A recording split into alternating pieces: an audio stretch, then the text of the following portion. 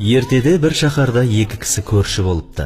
Олардың біріншісі бай саудагер Дәулет, екіншісі құдық қазып ақша табатын кедей кісі Сабыр екен.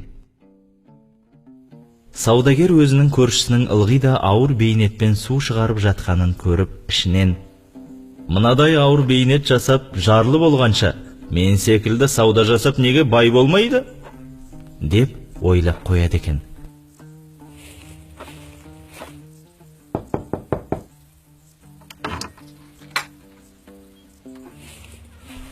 Бір күні ол көршісіне: «Қашан көрсем де ауыр бейнетпен пұл тауып жүргеніңді көремін. Бірақ әлі күнге байыған жоқсың. Сонда тапқаның қайда кетеді?» «Табысымды 4-ке бөлемін. Бірінші бөлігімен қарызымды өтеймін. Екінші бөлігін қарызға беремін. Үшінші бөлігін алдыңғы күнге азыққа қалдырамын. Төртінші бөлігін ғана әйелім екеуміз азық етеміз» деп жауап беріпті кедей көршісі. Онда түсінікті» деп Дәулет өз жөніне кетеді.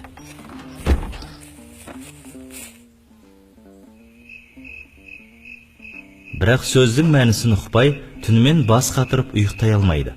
Азанда болмағасын көршісіне барып, айтқанын түсіндіріп беруін өтінеді. Сонда көршісі сөзінің мәнін былай түсіндіріпті: «Бірінші бөлігімен қарызымды өтеймін дегенім, табысымның бірінші бөлігін кәрі ата-анама беретінімді айтқаным. Олар мені өмірге әкелді, бақты, өсірді.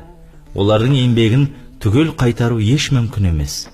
Перзенттік борышты ешқашан толығымен өтей алмаспын. Сонда да оны өтеуге тырысамын. Өйткені ата-анасына жақсылық жасаған бала пайғамбарлармен бірге жәннатқа кіреді» деген.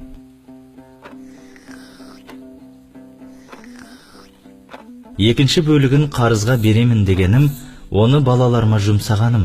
Олар кейін бізді бағады, яғни қарызды қайтарады. Басқаларға мейірімділік етпегеннің өзде мейірімге бөлінбейді деген. Үшінші бөлігін алдыңғы күнге азыққа қалдырамын дегенім, жетім жесірлерге тегін ауыз су шығарып беріп, ақыретке азық жинаймын дегенім. Себебі халық игілігі үшін су шығарып берген адамның алар сауабы өзі өлсе де артынан үзілмей барып тұрады. Ал төртінші бөлігін әйеліміз екеуміз азық етеміз. Ол түсінікті.